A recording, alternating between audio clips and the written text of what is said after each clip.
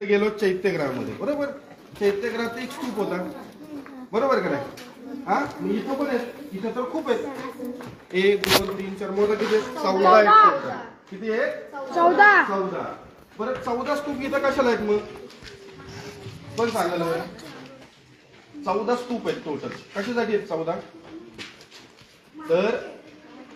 तर काय होतं, ज्यावेळेस इथं आपण ज्याला म्हणू की खूप मोठे भिक्खू जे होते, म्हणजे बौद्ध आपण त्याला साधू म्हणू, तर ते जे सगळ्यात मोठे होते ना एकदम, त्यांच्यासाठी, त्यांच्या स्मृतीसाठी हे स्तूप बनवलेले. म्हणजे प्रत्येक स्तूप कोणासाठी बनवलेला आहे? जे सगळ्यात मोठे बौद्ध काय होते, भिक्खू होते, त्यांना काय म्हणायचं? भिक्खू म्हणायचं.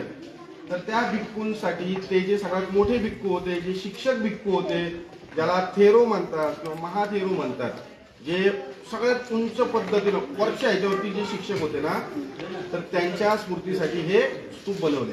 तर हे बनवायची सुरुवात कुठून झाली माहिती का? त्या कोपऱ्यापासून. त्या कोपऱ्यात एकदम साधा स्तूप आहे, म्हणजे त्याला काय डेकोरेशन नाही, काय नाही, काय नाही, काय नाही. मग तिकडनं जे आपण बघितलं 1 2 3, मग जरा वेगळे आलेत. इथं वेगळा आलाय, इथं वेगळा आलाय, इथं तर अजून भारी झालाय, आहे का नाही? आणि त्याच्यावरती लिहिलेलं पण आहे, काही काही ठिकाणी लिहिलेलं दिसतंय का? इथं लिहिलंय, तिथं प्रत्येक स्तूपावरती लिहिलेलं आहे. काय लिहिलेलं आहे त्या स्तूपावरती? की कोणत्या भिक्खूचा तो स्तूप आहे, म्हणजे कोणत्या शिक्षकाच्या स्मृती प्रित्यर्थ हा बनवलेला आहे. तिथं प्रत्येक याच्यावरती लिहिलेलं आहे. त्याच्यावरती पण आहे, याच्यावरती पण आहे, आणि असे आतमध्ये अजून छोटे छोटे स्तूप पण आहेत. बरं, हे स्तूप कशासाठी आहेत? कोण गप्पा मारते रे? हे स्तूप कशासाठी बनवले? कोण सांगेल आता?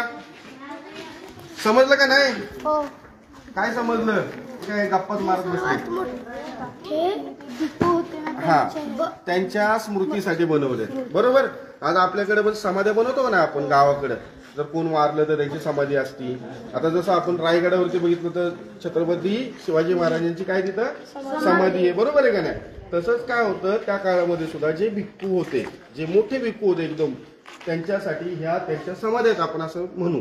हा, तर या नुसत्या समाध्या असतात का? तर ह्याच्या आतमध्ये काय ठेवायचे? ते त्यांचे शरीर धातू. जसं आपण